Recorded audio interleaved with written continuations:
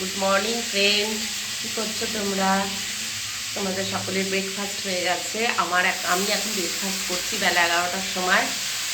আর তো দেখো আমি ব্রেকফাস্টের সময় কী কী করছি, কী কী ব্রেকফাস্ট আজকে করেছি।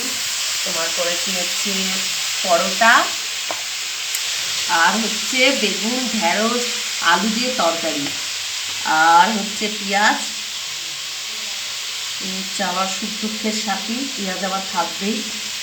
তো এই হচ্ছে আজকের জলখাবার।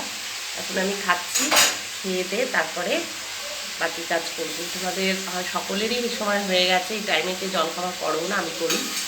যাই হোক, তো আমি খেয়ে নিই, আর তারপর অবশ্যই করি তোমাদের পরের ভিডিওতে আসছি দুপুরের লাঞ্চ নিয়ে। আমি দুপুরে কি লাঞ্চ করেছি তারপরে এখন আমি এখনকার মতো টাকা।